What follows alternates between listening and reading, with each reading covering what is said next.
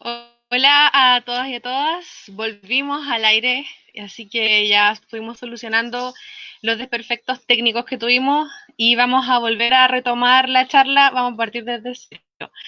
Así que muy buenas tardes. Mi nombre es Morales y voy a estar moderando la charla del día de hoy. Tenemos a nuestra invitada Nicole, que nos va a contar de la cultura Bato hasta lo que es la guerra de los Loncos. Y entonces vamos a darle la bienvenida nuevamente a Nicole. Hola de nuevo. Perdón por el desperfecto técnico. Lo que Ahí pasa es que está, aquí en hola la Nicole. casa tenemos solamente un computador y un celular, así que tuvimos ahí que cambiar el moderador.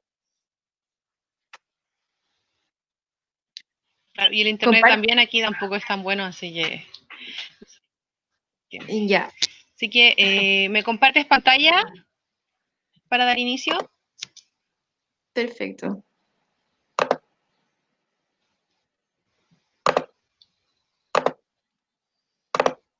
¿Se ve? Entonces ahora lo dejo con Nicole. Ya, no sé si se ve bien. Marta, ¿se ve?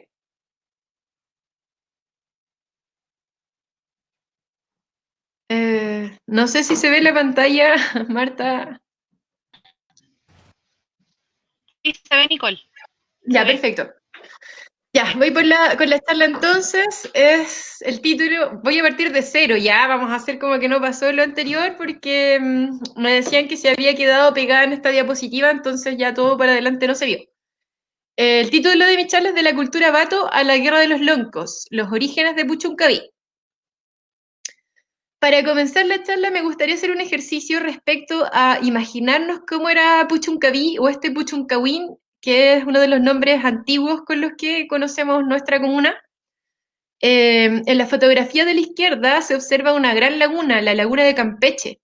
Esa laguna, según el historiador Francisco Rizo Patrón, era una laguna que tenía 5 kilómetros de extensión y tenía nada más y nada menos que 2 metros de profundidad en su parte, en su zona como central.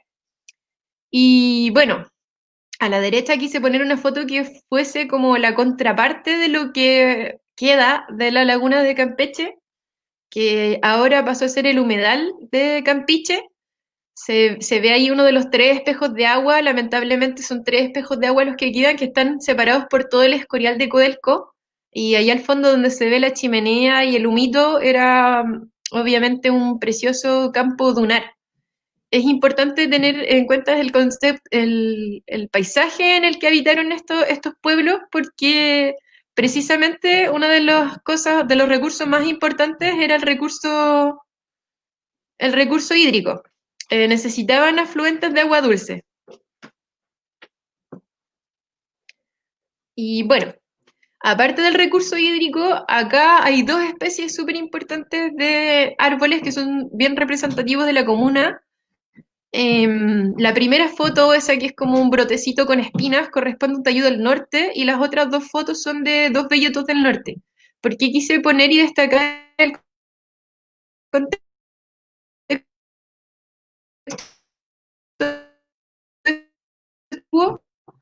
porque de lo que queda de un bosque más grande. En la foto de ellos se observa un ejemplar de belloto del norte que tiene más de 1000 años, y en la fotografía del costado derecho se ve un amigo nuestro, Mario Rubiño de Puchuncaví Nativo, que es una ONG que busca poner en valor estos arbolitos para poder preservarlos. Y es importante, y me gusta hacer el ejercicio de imaginarme las quebradas de acá de los cerros de Puchuncaví, con todos estos maravillosos ejemplares, sobre todo, por ejemplo, el tallo del norte, o sea, perdón, el belloto del norte, queda un relicto de belloto del norte en Quiriyuca, al lado de un curso de agua, una vertiente de agua, y alrededor de ese bosque de belloto del norte hay muchos sitios arqueológicos. De hecho, en Quiriyuca, en el fondo Quiriyuca, hay 68 sitios arqueológicos, o sea, hay muchos sitios arqueológicos, ¿ya? Respecto al tallo del norte, también mencionar que es un árbol que no se sabe por qué, pero en la actualidad el 99% de sus semillas no germina. Entonces, estos árboles que coexistieron con estos pueblos originarios y que en este momento estos relictos que podemos observar son ya probablemente los últimos ejemplares. Ricardo habló de esto en la presentación anterior por si quieren saber más sobre la flora puchuncaví. Y bueno, vamos de lleno a Lobato. ¿Qué es Lobato? Hace unos 2000 años se distingue una tradición cultural que se denomina Bato a partir del sitio epónimo ubicado en Loncura, en la bahía de Quintero.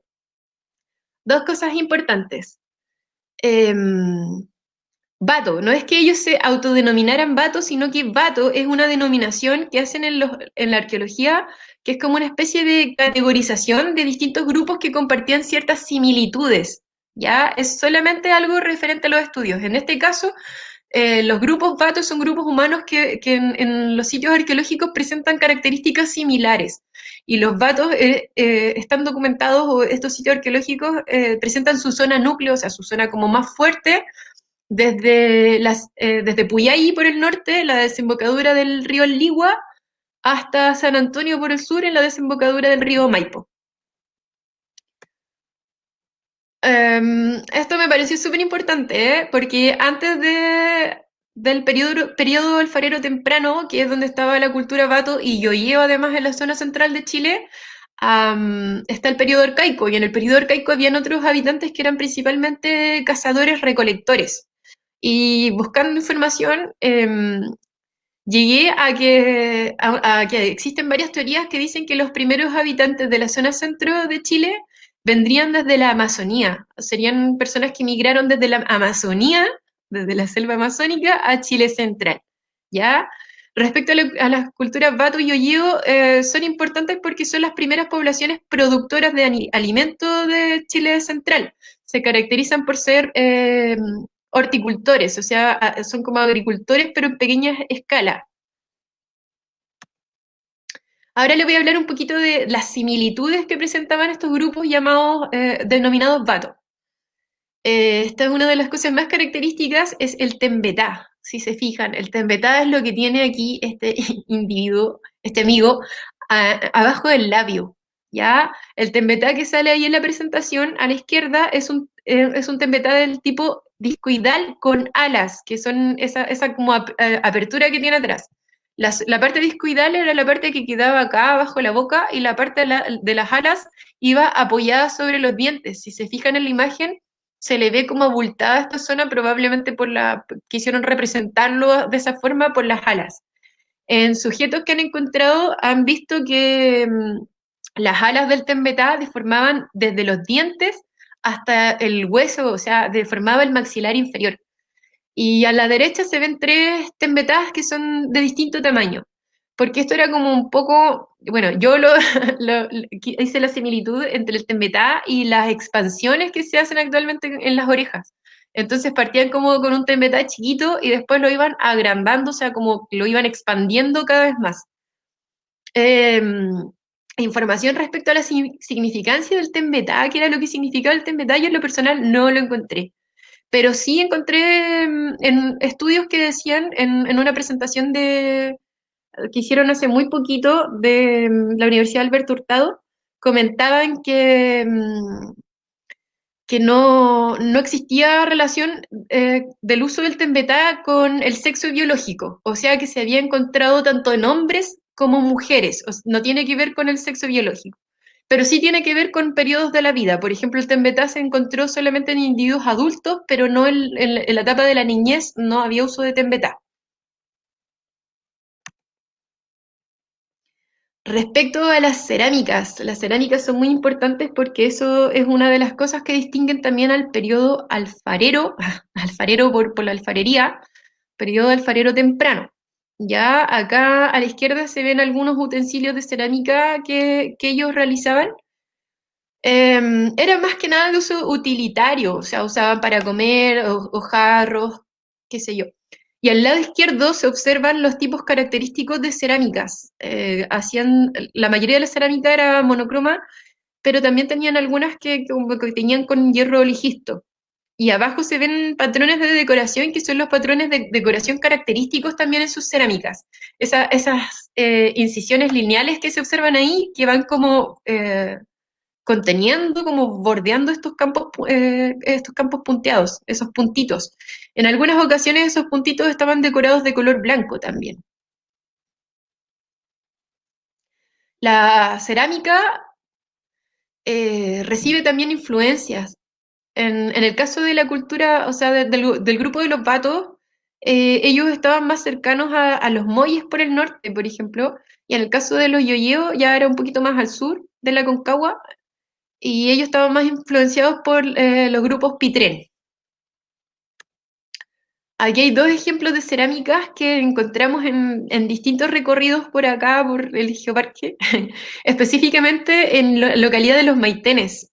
En la fotografía de la izquierda, Ricardo, mi compañero, estaba realizando un guiado a una chica de ecoturismo cuando de pronto vio este trozo de cerámica que no fue muy buena la escala que utilizó porque no se observaba como bien el tamaño del trozo de cerámica, pero era de aproximadamente unos 10 centímetros, según me comentó él.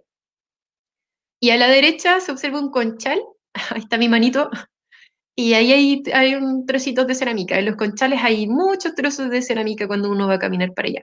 Recuerden, por favor, que solo se los pueden llevar en fotografía, no estén sacando, esto igual que los fósiles, no hay que estar sacándolos de su lugar de origen, porque además caemos en el error de retirarlos desde su contexto. Entonces después cuando viene el momento de hacer un estudio, eh, se dificultan todo el tipo de estudios cuando uno se lleva este material. Y porque todos los visitantes obviamente tienen el mismo derecho a ver y a conocer estos vestigios de nuestros pueblos originarios. Respecto a la alimentación, aquí me llevé sorpresas bastante interesantes. En la primera foto se observa un conchal.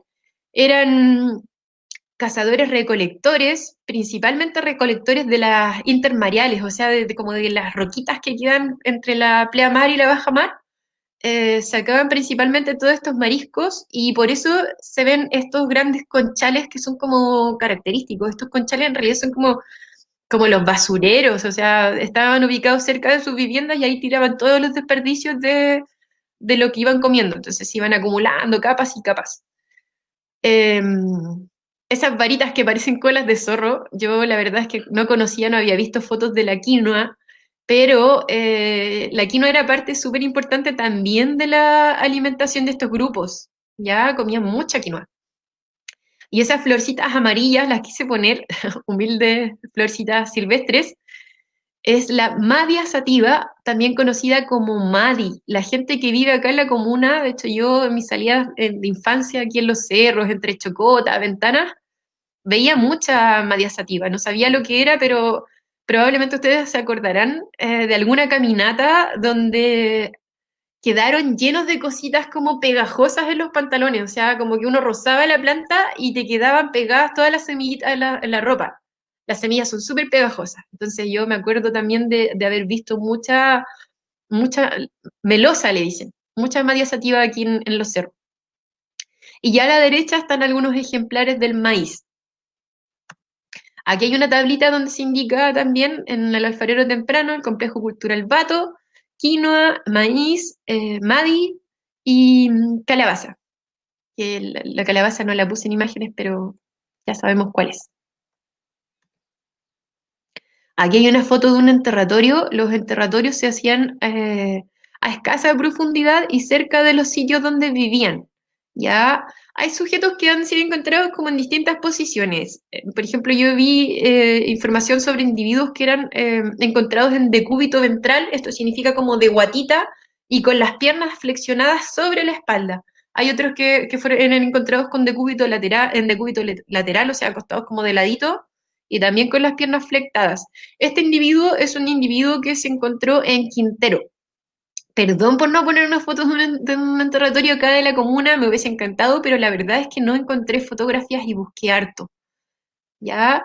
Dentro del contexto funerario es importante destacar que no enterraban con ofrendas, no había como un amplio uso de ofrendas en estos enterratorios. A lo más se han encontrado como trozos de cerámicas o cosas por el estilo. Ahora, vamos a algunos sitios arqueológicos de Puchuncaví. Esta parte me resulta muy entretenida, espero que a ustedes también les guste porque tenemos muchísimos. Em, Primero comentarles que en la comuna de Puchuncaví hay 3 sitios arqueológicos que son del Arcaico Medio, o sea, son más antiguos que los Vatos, son de estos grupos que, como le comentaba, eran cazadores, recolectores, pero no tenían, todavía no se iniciaban en el uso de la cerámica, ni en la agricultura o en la horticultura, ¿ya? Y estos son los sitios arqueológicos más antiguos identificados en la comuna hasta el momento. Maitencillo 1, la quebrada de Quiriyuca Norcón y Alacranes 1 en Las Ventanas. Yo encontré esta foto de Alacranes 1 es de la tesis de la profesora de acá de la comuna, Carolina Córdoba, perdón. Respecto a Carolina Córdoba, no sé si se va a ver, pero hay un libro súper bonito que pueden encontrar en la biblioteca de Puchuncaví que se llama Puchuncaví en la historia. Es un tremendo trabajo.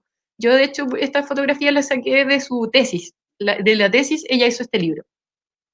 Lo que se observa en la fotografía pertenece al sitio arqueológico Alacranes 1, se encuentra en la localidad de Las Ventanas, en el cerro, como en esta punta del cerro que da como a la ventana, arriba, donde hay como un mirador, por allá, por ese sector, está en un terreno privado. Es una piedra tacita, es una piedra tacita. ¿Cuál es el uso que se le daba a las piedras tacitas? Algunos postulan que los usaban como mortero, como plato.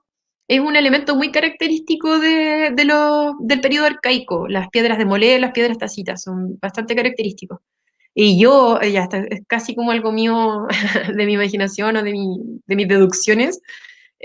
Claro, a mí me hace sentido que sea algo que utilizaban para comer, por ejemplo, porque si no había un desarrollo cerámico, en algún lugar tenían que comer. Entonces, podría haber sido eso. Ahora, sitios arqueológicos del periodo alfarero temprano. Hoy se ve como mal ahí las fechas. Este sitio arqueológico es el sitio arqueológico La Chocota. Está muy cerca acá de la casa y está en un lugar donde la mayoría de la gente pasa constantemente en micro. En la subida entre Chocota y Ventana, entre Ventanas y Chocota, cuando uno viene hacia Chocota, hay un sitio arqueológico. Y en ese sitio arqueológico se encontró esta maravilla. Es una pipa con forma de T invertida. Esta fotografía es también de la profesora Carolina Córdoba. Esta pipa estuvo harto tiempo en el Museo Arqueológico de Quintero, que lamentablemente ya no existe, no sé cuál será el paradero actual de esta pipa, pero recordemos también que en Puchuncaví, en el Museo de Historia Natural de Puchuncaví, hay varias piezas de los grupos Bato. Al ver esta pipa, yo al tiro me empecé a pensar, no es que uno ande pensando en fumar, pero al tiro me empecé a cuestionar qué era lo que fumaban. Y qué era lo que fumaban principalmente nicotina, fumaban una planta que se llamaba lantue, que no tengo muy claro cuál era, y lo otro que se señala que podrían haber fumado es chamico, que es una planta alucinógena, psicoactiva. Este sitio arqueológico es el sitio arqueológico Quilén en Orcón. Esta es una guita utilitaria que encuentro que está maravillosa. Es un rescate arqueológico que se hizo cuando se construyó el condominio Costa Quilén en Orcón. Es parte de una colección arqueológica que se encuentra en el Museo de Historia Natural de Valparaíso.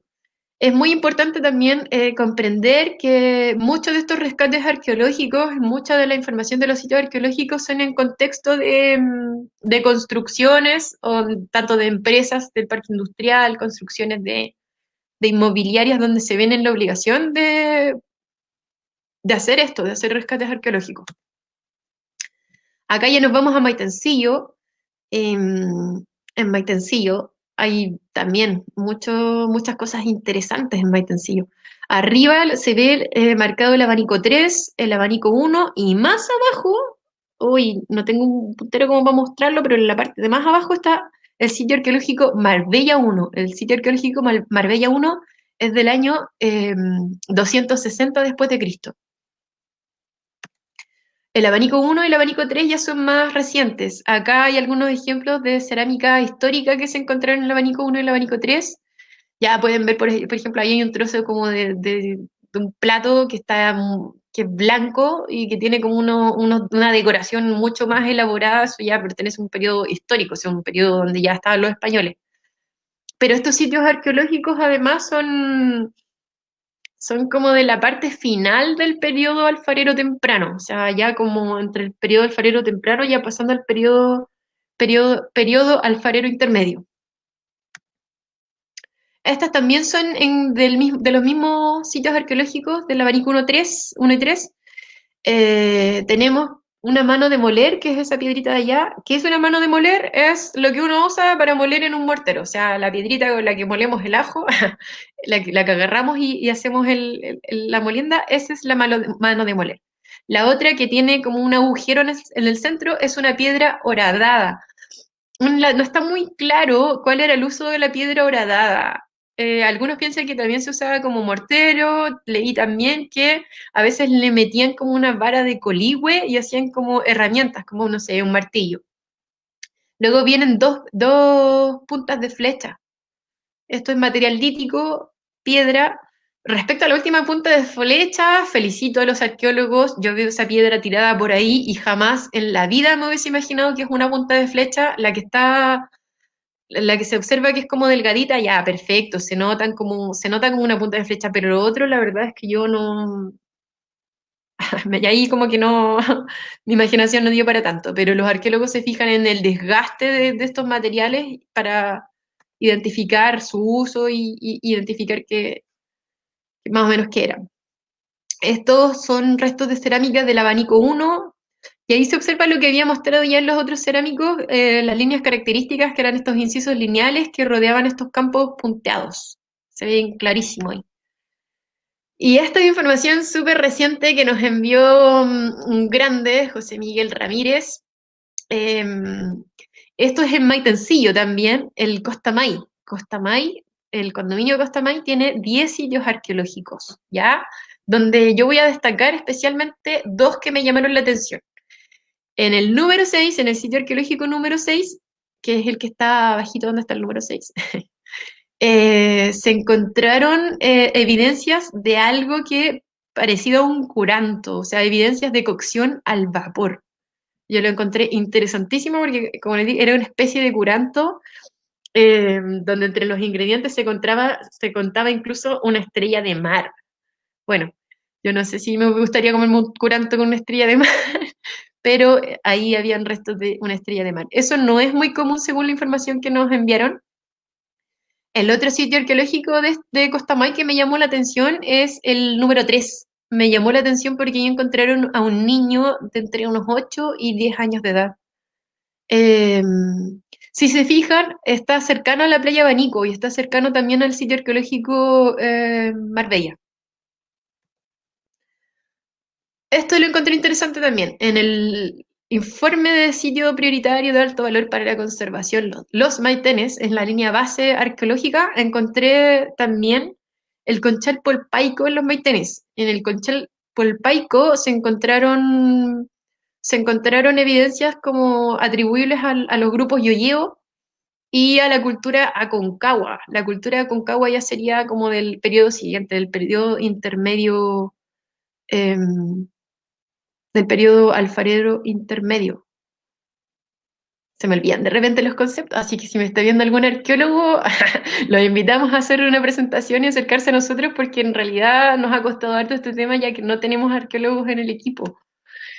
Y ahora vamos a pasar al otro tema que ya tiene que ver más que nada con historia. Vamos a dejar un poquito de lado la arqueología y bueno, tenemos entonces el periodo arcaico, el periodo alfarero temprano, el periodo intermedio tardío, sí, ahí era, intermedio tardío donde estaba la cultura concagua, y tenemos el periodo, no, ya me estoy puro enredando, mejor no lo he hecho muy yo, perdón. Eh, perdón. Vamos a pasar mejor ya al otro tema, que aquí tenemos un mapa del Tahuantinsuyo. El Tahuantinsuyo era el imperio de los incas, y el imperio de los incas abarcaba hasta la zona de Chile central, éramos el Collasuyo, ¿ya? Me parece súper importante esta información porque nosotros acá en Puchuncaví teníamos un tambo, que era un tambo, era un sitio de descanso. Era un sitio de descanso donde había un chasqui. El camino del Inca funcionaba tanto para acarrear cosas como para llevar mensajes. Era como una especie de correo, pero con una persona que corría a lo largo de ciertos kilómetros, llevaba al tambo, en el tambo había un chasqui, que era como otro mensajero que salía a encontrar, le daban el mensaje, y ahí el chasqui salía al siguiente tambo. Era como el juego de la posta, más o menos, así. Este tambo en Puchoncaví se encontraba en el fondo Chilicauquenes. Era súper importante porque era un tambo que conectaba directamente con Quillota. Y en Quillota había un Apunchic, un gobernador incaico que se llamaba Quilicanta. Eh, el emperador Huayna Capac fue el que nombró al Apunchic al gobernador Quilicanta, que se encontraba, como les dije, en Quillota. Se dice que los Apunchic, los gobernadores, como Quilicanta, tenían sangre real o tenían como algún cargo importante allá en el imperio.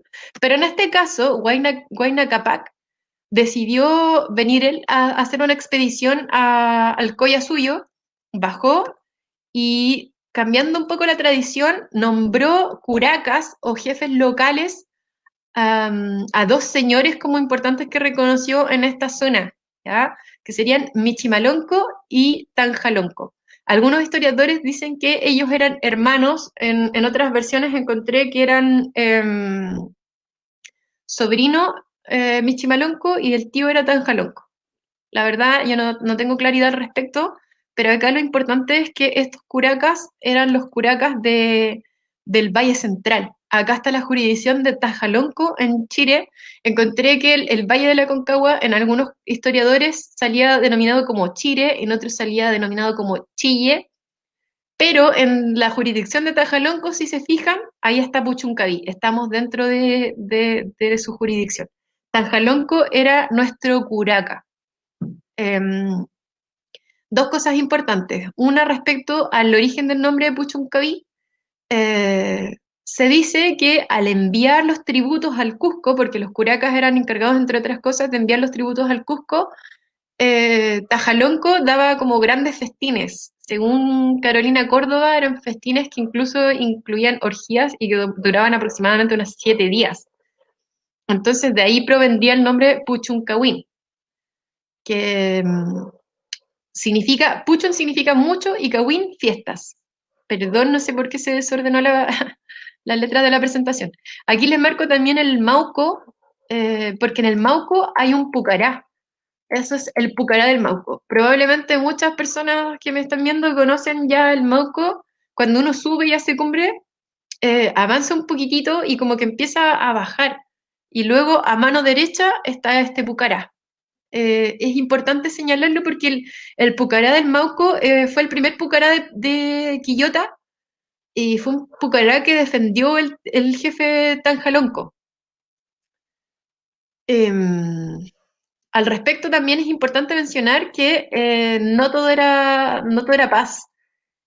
La primera vez que vino el gobernador Diego de Almagro, porque, o sea, vino primero Diego de Almagro a Chile, vino con muchos indios, o sea, no me gusta la palabra indios porque en realidad indio es como de la India. Recuerden que ellos cuando llegaron acá a América pensaron que habían llegado a la India. Llegaron con muchos nativos que eran del Imperio Incaico. Y se enfermaron muchos y se fueron muriendo. Entonces Diego de Almagro se quedó como sin manos de obra para volver a Cusco. Necesitaba como gente que les cargara las cosas, necesitaba obviamente como sirvientes y agarró a varios de los locales y se los llevó. Y al hacer eso, Michimalonco y Tanjalonco lo salieron persiguiendo y lograron liberar a la mayoría de estas personas que se estaba llevando hacia el norte. Y bueno, interesante también que ahí ya ellos se dan cuenta de que probablemente los españoles van a volver. Entonces se empiezan a preparar acá en lo local para este momento, para la llegada del español. A la vez tenían muchos problemas ellos con Quilicanta. Tanto que Quilicanta se tuvo que ir desde esta zona central a la zona del Maipo.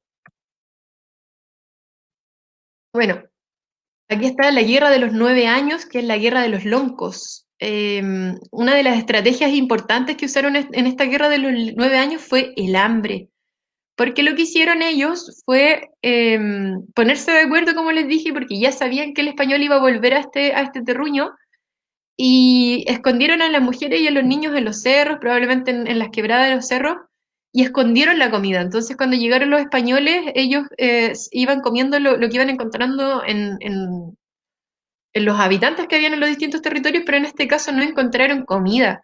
Hay una presentación súper interesante de Patricio Novoa que habla del hambre como estrategia y comenta también qué era lo que comían los mapuches, o sea, los picunches, porque dejaron de cultivar alimentos. Y bueno, el rol de Quilicanta, como les comenté, Quilicanta se va a esta zona y llega a la zona del Maipo, y Quilicanta es uno de los que ayuda a fundar Santiago a don Pedro de Valdivia, ¿ya? Ayuda a fundar Santiago a don Pedro de Valdivia, y a pesar de eso lo toman prisionero. A Quilicanta y a otros curacas los toman prisioneros allá. Entonces Tanjalonco inicia un levantamiento donde va y quema un bergatín que estaban construyendo en la salida, en la desembocadura del estero Aconcagua, y inicia un tremendo levantamiento que continúa liderando Michi Malonco y que deriva en la quema de Santiago de la Nueva Extremadura un 11 de septiembre de 1541. 11 de septiembre, qué fuerte de repente cómo se repite en la historia cierta fecha. Aquí llegaron y prendieron fuego a Santiago, dejándolo reducido casi a cenizas, ¿ya? Y como les comenté, a Quilicanta y otros curacas lo habían dejado prisioneros, entonces ellos, a pesar de todo, fueron a tratar de liberar a los curacas. En la historia llama mucho la atención, o a mí me llamó mucho la atención, cómo los cronistas retratan como la fiereza o la fuerza de Michi Malonco. Dicen que Michi Malonco llegó con el cuerpo pintado de rojo con unas rayas negras y diciendo Inchi Michi Malonco, que quiere decir yo soy Michi Malonco, así como con esa fuerza, con esa garra. Ese es una portada de un libro, de hecho, que hizo un psiquiatra, con la historia de Michi Malonco, donde precisamente trata de retratar un poco eso. Bueno, pero a pesar de todo, Quilicanta, que como les dije, era el Apunchic que había terminado ayudando a fundar Santiago a Pedro de Valdivia, y que después fue tomado prisionero por sospecha de traición junto con otros curacas, es asesinado por nada más y nada menos que Inés de Suárez. Inés de Suárez va y, viendo que está la embarrada y que están todos estos jefes, esta resistencia que fue a atacar y a quemar Santiago, no encontró otra salida más que cortarles la cabeza, y partió con Quilicanta. Entonces es muy curioso cómo Quilicanta llegó del Cusco y terminó siendo decapitado por doña Inés de Suárez en la quema de Santiago. Bueno, él y los otros curacas también. Ya, respecto a la quema de Santiago, claro, no salió del todo bien y se tuvieron que retirar. Años después, en el 1542, o sea, un año después, como castigo, Pedro de Valdivia ordena que le corten los pies por la mitad a Tanjalonco, a nuestro curaca. Ya, eso fue porque lo lograron como agarrar, lo lograron atrapar, y ese fue el castigo que le dio por el alzamiento. El levantamiento terminó en el año 43, y en el año 43 ya se toman los fuertes que tenía Michimalonco, que mantenía, y Michimalonco no le queda otra que exiliarse a Cuyo, a Argentina, y permanece ahí hasta el 1549. ¿Por qué me extiendo hasta acá? Porque según Jaime Vera Villarroel, en las ruinas indígenas del Cerro Moco de Aconcagua, después de la Guerra de los Locos, que dura 9 años, en 1550, Michimalonco y Pedro de Valdivia hacen las paces, hacen la paz. Y ahí los nativos que estaban con Michimalonco, los que sobrevivieron a toda esta guerra de los loncos, pudieron volver a poblar sus tierras seculares, o sea, sus tierras ancestrales, desde Rautén, Limache, Concón y hasta Puchuncaví. Así que es importante pensar que nuestros antepasados estuvieron ahí tomando parte también en la guerra de los loncos. Y bueno, 3 años después, Michimalonco es asesinado en una expedición al sur por sospecha de traición. Ese fue el final de Michimalonco. Y esa es mi presentación. Ahí están las fuentes. Si alguien quiere consultarlas en algún momento, leí harto. Lamentablemente, por lo visto, no me aprendí muy bien los nombres de los periodos arqueológicos porque eran como muy parecidos y quizás me puse un poco nerviosa. Y finalmente, esta es un segmento de una entrevista que le hicieron a Juan Gustavo León, que fue el psiquiatra que escribió el libro que les mostré, que les puse la portada ahí donde decía Inchi Michi Malonco, que me parece que lo dice todo, me hace mucho, mucho sentido y me enseña mucho respecto a quizás cómo deberíamos ver nosotros el futuro acá en Puchuncaví y cómo deberíamos relacionarnos. Y dice así. Incas españoles tenían estructuras sociales jerarquizadas y forma de administrar y gestionar el poder en función del poder territorial. Para los mapuche, en cambio, la familia ampliada en la comunidad o el clan al que pertenecen es su todo. Los une a otras familias de su misma etnia el lenguaje y la representación del mundo trascendente, pero el eje de sus vidas es la propia comunidad y la tierra como sistema por y para el cual tienen sentido sus existencias. En este sistema llamado tierra, el guerrero lucha sabiéndose observado por sus ancestros y asume como un honor morir en combate por protegerla. Para los mapuche, defenderla es como la obligación de un hijo hacia la madre. Juan Gustavo León, y les puse una imagen ahí de Kiriyuka, algunos entenderán el guiño, y esa es mi presentación. Espero que les haya gustado. Súper, Nicole, muchas gracias por tu presentación. Me voy a dar mi opinión personal. Encuentro súper interesante cómo fuiste construyendo esta como línea temporal en base a lo que fuiste encontrando leyendo tus fuentes. Y es súper interesante cómo construiste esta línea temporal, porque siempre hemos tenido como, ah, sí, somos los vatos, tenemos influencia incaica, pero no se ha hecho como esto tan lineal de ir contando por las diferentes etapas y también uno tiene a veces como contexto, o sea, cosas diferentes, información de distintos lados y no se complementaban tanto unas con otras teorías, así que me pareció súper Eso, interesante. precisamente, eso que dices tú era un poco lo que quería lograr con la charla, porque a veces nos enseñan, por ejemplo, de todo, pero nos enseñan un poquito de esto, un poquito de esto, un poquito de aislado todo, o sea, no nos dan como un contexto general y no nos enseñan muy bien cómo armar el puzzle, pero es bastante curioso porque me di cuenta de que muchas veces ni ellos tienen el puzzle tan armado. Hay muchas Yo cosas que creo son que como conceptuales también ahí entre medio, pero fue un ejercicio interesante y entretenido, la verdad es que me gustó harto. Yo creo que efectivamente pasa un poco eso, sobre todo con los profesores que tienen como una estructura y viene así y lo enseñamos así cuadrado como viene. Y me gusta también eso que tú dijiste, que te vas, porque a mí también me pasa mucho, que te vas imaginando cómo era esto antes de que estuviera este edificio. Me llamó mucho la atención también lo que comentaste del sitio de Costamay, porque yo he estado en el condominio, entonces ahora sí que es un lugar muy Oh, grande. Y es como, wow, aquí habían bien lugares. arqueológicos. Un Igual, curanto. claro, es como fuerte. Y saber que esas cosas ya no, de partida ya no están como acá en la comuna se llama bastante la atención y también me gustó mucho que nos contaste un poco de la historia de aquí de la región, porque eran todos pueblos bastante cercanos, muy cercano también al tema del 12 de octubre, el descubrimiento de América y toda esta fecha. Y vamos a leer algunos de los comentarios que nos han llegado desde que partimos el streaming. Bueno, hay muchos de sí, si se ve bien, así vamos a partir con este. Dice, dice, Un enterratorio de Puchuncaví en el Carrizo 1 de los Maitenes está expuesto en el Museo de Concón. Andrea Saunier, ella es una arqueóloga, leí cosas de ellas, Andrea, oh, es un honor y a la vez una vergüenza, perdóname si me equivoqué por ahí en algunas cosas.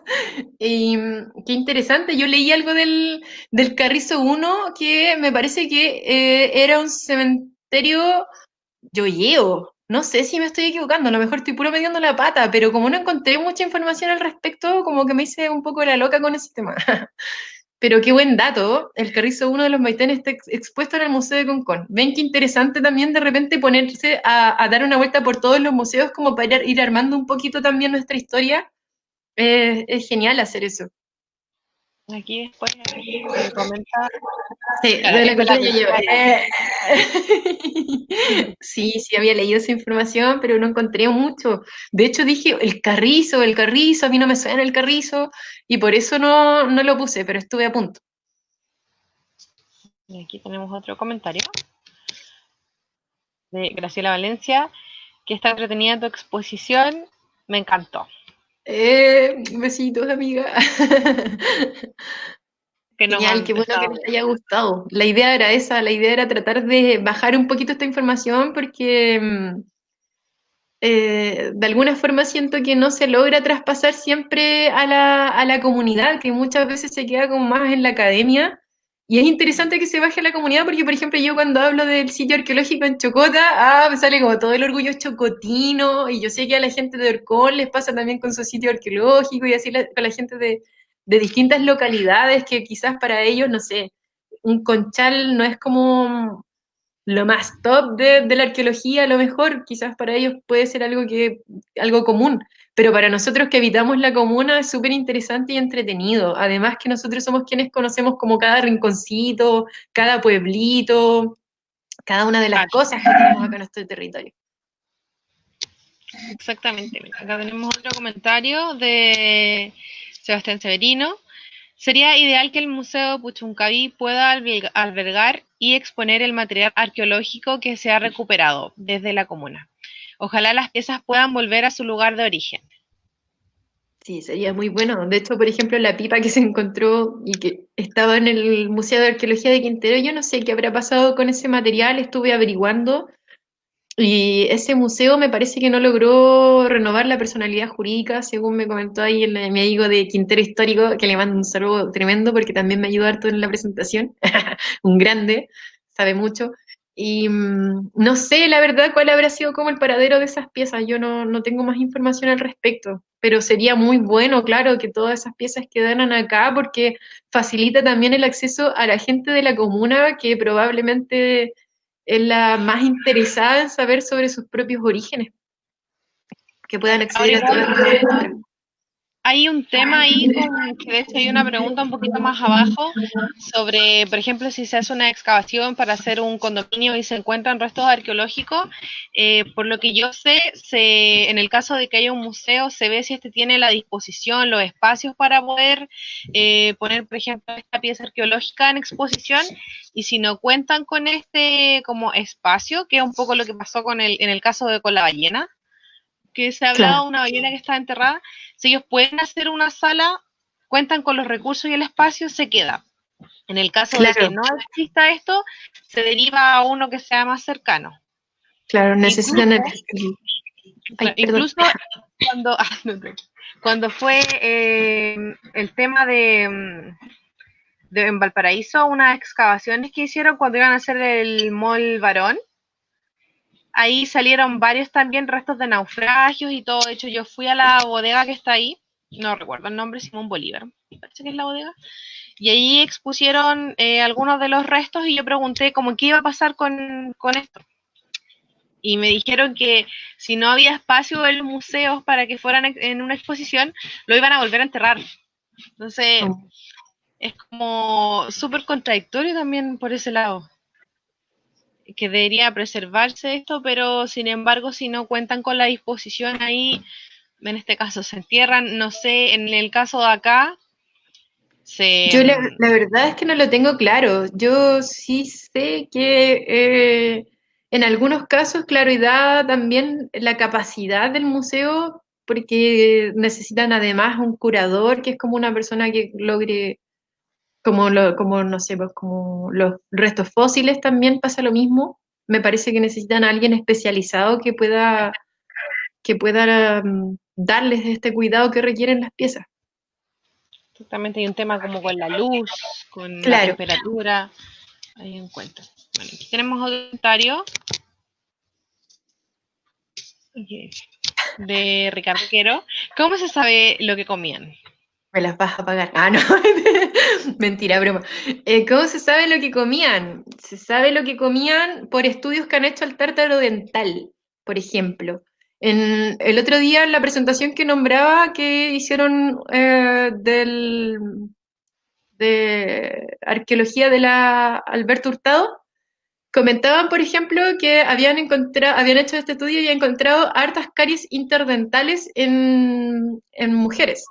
Hablo siempre de mujeres sexo biológico, no podemos hablar de género ahí, de ahí para atrás, pero se dieron cuenta de que esas caries interdentales, por ejemplo, no estaban asociadas al consumo de chicha o del maíz, sino que era porque ellos masticaban y molían el maíz para hacer chicha.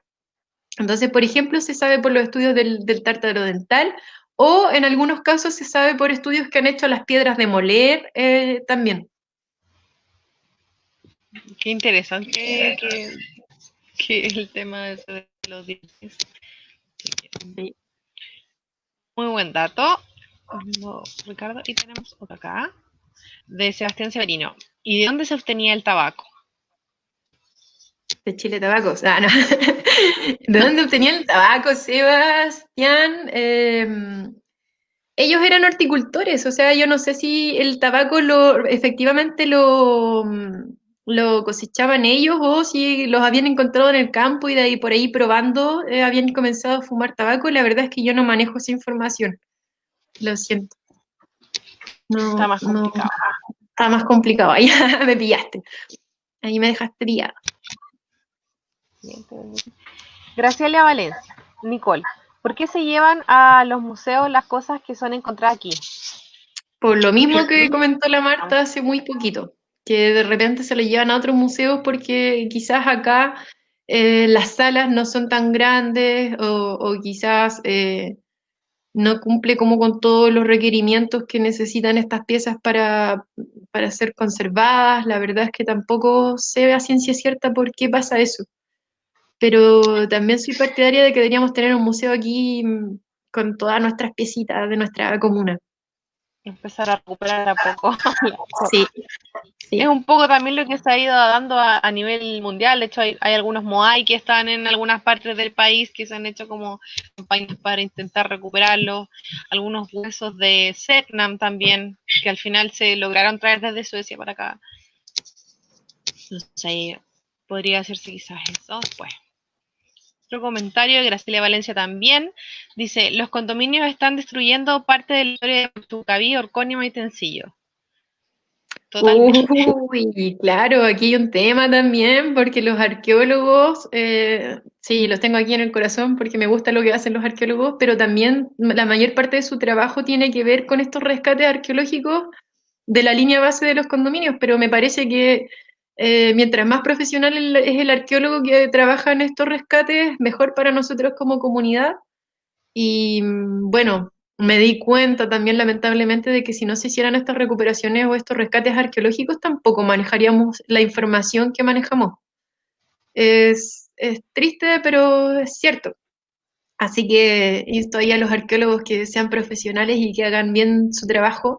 Yo sé que sí, la verdad es que leí a gente muy interesante ahí y que tengan en cuenta de que, claro, ese trabajo que están haciendo en realidad es para salvar o para rescatar de esta destrucción de los condominios, del avance inmobiliario, precisamente estos tesoros, estas especies de tesoros, de vestigios de nuestros antepasados. O sea, importante trabajo. Finalmente, nuestro patrimonio, nuestra comunidad.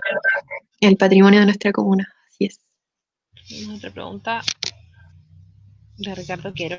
¿Por qué hay una diferencia entre historia y arqueología? Bueno, principalmente porque la historia es todo lo que está escrito. Ya, por ejemplo, cuando yo les hablo en esta presentación, en muchas ocasiones me topé con la palabra prehistoria. Hablaban de la prehistoria chilena, como lo que está antes de la historia, porque la historia, como les digo, es todo lo que está escrito y documentado, y todo esto que está documentado por los españoles. Y la arqueología es lo que hace el rescate, es rescatar todos estos, como todos estos elementos de los sitios arqueológicos y estudiarlos y de ahí ir armándose como una narración, o sea, ir armando de cierta forma, reconstruyendo con toda esta evidencia nuestro pasado. A mí me parece que los arqueólogos y los historiadores hacen un trabajo que se complementa, pero total y absolutamente. De hecho, me extrañó que leí pocas publicaciones que estaban hechas por historiadores y arqueólogos, y me parece que deberían haber más, que debería haber un trabajo mucho más fuerte ahí en conjunto, porque eh, eso es lo bonito, pues, creo que es mucho más interesante cuando se complementan estas dos ramas. Deberían ir muy de la mano en el fondo. Van muy de la mano. El arqueólogo Sí, es el que encuentra esto y quizás tiene una como explicación más técnica de lo que él encuentra y el historiador en el fondo le da como el sentido a este hallazgo. Sí, claro. muy de la mano. Tenemos otro comentario de Alejandra Castillo Cabrera. Dice, el corre corre y el chasqui sale de chasca. Qué interesante cómo se conforma nuestro lenguaje, el lenguaje. Sí, corre y el Chucky sale de la chasca. Em, sí, a mí me pareció súper interesante porque, claro, siempre como que escuchaba hablar de un mensajero y todo, pero obviamente son cosas que uno de repente como que no se cuestiona mucho, pero obviamente no iban a mandar a alguien de Cusco que corriera hasta Puchuncaví. Porque, en primer lugar, era súper ineficiente, se hubiese demorado mucho, y en segundo lugar, eso ya es como imposible. Y entonces, claro, fue súper interesante ver que estaban estos tambos y que salía el primer mensaje, que eran mensajes esencialmente cortitos, y que venían los chasquis como entregándole el mensaje, como una especie se entregaban el mensaje como una especie de posta, como cuando uno juega el teléfono así. Y Claro, así era como, claro, entonces el chasqui que llegaba corriendo así se quedaba en el tambo a descansar mientras el otro chasqui corría con el mensaje. Pero era algo rápido, o sea, iba el chasqui corriendo, llegando al tambo, y el chasqui que estaba en el tambo corría hacia él, y después como que corrían juntitos, y le entregaba el mensaje, y el otro seguía corriendo, y el que ya venía cansado se metía al tambo a descansar. Más o menos así lo entendí. qué interesante. Yo Sí, siempre tuve esta imagen de que, claro, era uno que corría y como que claro, descansaba en el campo y después seguía. claro, así como que qué gran mensajero, qué Claro. impresionante sujeto, pero no, la verdad es que no, eran muchos que se iban haciendo como una especie de relevo. Aquí tenemos otro comentario de Sebastián Severino. Dice, los historiadores, ¿de dónde sacan esta información? ¿Existe algún tipo de escrito de estos habitantes? Los historiadores esta información la sacan de los cronistas españoles. O sea, toda la información que tenemos, no existe ningún tipo de escrito de estos habitantes, no existía todavía en esa época. Así que tenemos, no sé, tenemos a muchos cronistas de la época de los españoles, pero claro, pues ahí está también el tema de que la historia siempre la cuentan los ganadores. Sino Sí, que quizás también estas etnias tenían escritos, pero en su idioma, y ahí también se fueron un poco perdiendo con la llegada de estos españoles, los fueron exterminando, y generalmente también como algunos eran idiomas que eran más solamente de habla, ellos claro, tenían sus leyendas, tenían su tema de origen, pero ahí también se fueron perdiendo un poco la llegada de los pues españoles. eso es lo entretenido también que tiene, o sea, para nosotros que no somos ni historiadores ni arqueólogos y que somos parte de la comunidad, es muy entretenido cuando uno se empieza a cuestionar las cosas y empezar a hacer como tus propias teorías un poco, que claro, no se condice mucho con lo que ellos resuelven allá en la academia, pero es súper entretenido hacer ese ejercicio. Me vi varias veces haciendo eso. Tenemos otro comentario de Adriano Gas. Está buenísimo y lo estoy compartiendo con la comunidad, en la Qué comunidad bueno. Facebook. Un saludo gigante, Adriancito. Qué rico. Muchas gracias por compartirlo. Siento que es súper necesario que sepamos y vayamos aprendiendo sobre nuestros orígenes. Aquí cambié a otro un comentario de Graciela Valencia. Felicitaciones, Nicole. Mis hijos y yo estuvimos atentos a tu exposición. Muy buena e interesante. Qué rico que le gustó. Quiero señalar algo que a mí me pareció súper importante. Me hubiese encantado que en el colegio, en la asignatura de historia, nos comentaran un poco quizás de las distintas zonas un poco de nuestra propia historia. Podrían habernos hablado de todo esto en el colegio, por ejemplo, y yo no tengo ese recuerdo y eso me da como me da un poco, me desilusiona un poco porque, por ejemplo, quizás en el colegio sí mencionaron la quema de Santiago, pero yo lo veía como algo ajeno, o me sabía así como por nombre Inés de Suárez, pero como algo muy lejano. Pero darme cuenta de que, claro, tuvimos a nuestro Curaca, que Puchuncaví también fue un territorio donde grupos de acá, de esta zona, tuvieron su participación, por ejemplo, en la Guerra de los Loncos.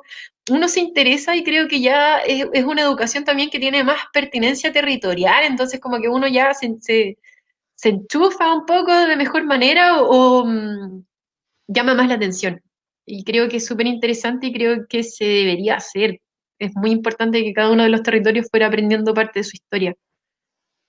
Sí, yo pienso exactamente igual. La charla pasada también comenté lo mismo, que no tenemos como dentro de nuestras asignaturas en el colegio, nosotros estudiamos en el colegio de la comuna, ningún tipo de Somos vinculación. oriundas. Sí, en esos tiempos, nosotros íbamos al colegio, no te hacían nada de patrimonio de ningún tipo. Era, como decía yo, solamente lo que venía estructurado como aprendamos lo que hizo algún ministerio, que aprendamos, Claro, los y currículums del finalmente, Mineduc. claro, tú no terminas conociendo tampoco tu territorio, o sea, casi como que uno no pensaba que habían pueblos a lo mejor originarios acá, Oh, porque es tú súper dices curioso eso, sí. Uno no se imaginaba ni siquiera que había un sitio arqueológico en la comuna. Bueno, sitios arqueológicos en realidad hay en muchos lugares, pero es súper interesante ir conociendo los que hay obviamente en tu territorio. Es algo que de verdad la comunidad debería ser parte también de esto y lo encuentro bellísimo. claro, a ver, aquí hay un comentario de Teresita Jennifer Riveros. Gracias por toda la información. Qué bueno que les gustó. Espero que me hayan entendido porque en ocasiones me enredo un poco. Rodrigo García también, muy buena la presentación, muy completa. Seguimos con las felicitaciones. Ángelo Villagrán, muy buena presentación. Gracias. Él está estudiando historia, así que también es un honor. Lo tengo ahí fichado. Tengo a toda la gente fichada, soy muy zapa. Alejandra Castillo también, muy buena presentación. Y Gracias, todos nos Ale. dicen que aprendieron mucho, que bueno. Acá hay un comentario más largo. Y aquí dice. Ay, se me... Ahora sí. De Ana Herrera. Dice, gracias por la entrega de esta información. Te pasaste por la recopilación y tu modo de compartirla. Me dan ganas de saber más de nuestro territorio. Acá en la zona se cultivaba la quinoa por el pueblo vato. No lo sabía. ¿Hasta qué periodo? La presentación la vas a compartir. Creo que sería súper interesante compartirla. Sí, tal vez Sí, no tengo podrían. ningún problema en compartirla para quien la quiera. De hecho, me gustaría compartirla porque ahí podrían sacar las fuentes también que utilicé. Y claro, hay mucho ahí material muy interesante para quien le guste esto. Así que El correo quizás podríamos acá, hacer ahí. comentario, y nosotros le Sí, podemos enviar ahora, la quizás. respecto a la pregunta de no sabía hasta qué periodo, mira, no sé, yo si específicamente en la comuna de Puchuncaví se cultivaba la quinoa, lo cultivaban los grupos patos, así que es bastante probable. Y hasta qué periodo, ya ahí para mí es totalmente indeterminado. La pregunta acá sería, ¿desde qué periodo? Que es como más fácil de responder, que es desde el periodo alfarero temprano. porque de ahí en adelante se va intensificando. O sea, en el periodo alfarero temprano empiezan como con la horticultura y después para el intermedio y el tardío ya se va haciendo cada vez más intenso. Así que no es como que se detiene o no es que como que en un periodo se corte, sino que se prolonga. Ahora, hasta cuándo, si es que se dio aquí en Puchuncaví, hasta cuándo, la verdad es que no lo sé. Súper acá, el comentario. Mercedes González, felicitaciones, muy interesante. Pregunta, ¿los lugares tienen alguna señalética? No tienen señalética. De repente uno cuando va por ahí, hay como, ponen como una malla y hay un pequeño letrero que dice sitio arqueológico. Por ejemplo, cuando uno pasa de Cerro Tacna hacia, hacia los acantilados allá en Quiriyuca, hay estas mallas tiradas en el suelo, en este caso de la construcción del Condominio El Alto. Y claro, ahí se puede observar que hay letreritos de sitio arqueológico, o creo que encontraron un sitio arqueológico allá también en la ampliación que están haciendo de la ruta, según tengo entendido. Pero en general no hay señaléticas. Otro comentario de Eugenia Gaete. La pipa está en Santiago, en Tuición del Consejo. En Tuición, perdón, del Consejo. Ah, perfecto. Allá está la viva entonces. Que terminó por allá, por Santiago. Terminó en Santiago, desde Chocota hasta Santiago. Pasó por Quintero y se fue a Santiago. Bueno, esa pipa sería maravilloso que en realidad estuviera ahí en nuestro museo comunal, la Ojalá se verdad. pudiera recuperar. Y que no terminen en una bodega en el fondo, porque a veces pasa eso con algunos eh, restos arqueológicos. Claro, así es. Así que no sé si tiene. Esa sería la última pregunta. Me parece que sí. Entonces dejamos hasta acá la charla. Muchas gracias, Nicole. Estuvo súper interesante. Esperamos poder compartir la presentación también para que, como decía Nicole, puedan revisar si quieren las fuentes. Ahí también sería interesante quizás que la gente que estuvo viendo pueda armar su propia línea también temporal en base a lo que vaya leyendo. También usar la imaginación. Así que muchas gracias, Nicole. Y también los dejamos invitados porque todavía seguimos con el ciclo. Tenemos una charla el próximo miércoles también a las 19 horas. Y aquí llegó el último comentario que dice: Adriano Gas, yo feliz donde vivo porque veo este gran museo natural desde la casa. Veo desde el Clarón, Playa Larga, Quiriyuca Sur, la Cueva del Pirata o Cueva de la Iglesia, que ahora le llaman Playa Luna. El Corral de los Perros, la Playa Amarilla Maitencillo. Todo el Maravillosa vista. Envidiable y maravillosísima vista que tiene el Adrián para allá, a todo ese sector que es bellísimo, el sector de los acantilados. sí, súper bello. Ya, entonces, como les decía, los dejamos cordialmente invitados. El próximo miércoles vamos a tener a otro invitado que nos va a estar hablando del compost, de cómo podemos usar el compost y en el fondo la autogestión de este. Oye, Así que, antes de irme, vi que llegó otro comentario de Andrea Saunier. Dice, gracias por compartir esta información con la comunidad. La verdad es que invitadísima ella, invitadísimo, invitadísimo Ramírez también, José Miguel Ramírez. Y sí, la verdad sería un honor para nosotros que ellos expusieran también eh, alguna charlita ahí de invitados. Sería buenísimo, buenísimo, porque la verdad es que este es un trabajo que siento que tuve que hacer porque no hay mucha gente acá que sepa de esos temas. Entonces, por eso quise tratar de aprenderlo para tratar de traspasarlo a la comunidad, pero me gustaría mucho también tener la otra visión ya más profesional. Así que sería espectacular para nosotros. La invitación está hecha. sería súper aquí. Felipe Mella. Buenas, saludos desde Puerto Natales. Saludos, Llegamos. amigo Pericles, colega Ya, de entonces, turismo también. así que eso, chicos, nos vamos a despedir. Muchas gracias a todas las personas que nos estuvieron viendo y nos vamos a encontrar el próximo miércoles. Chao a todos. Chau, Chao. chau.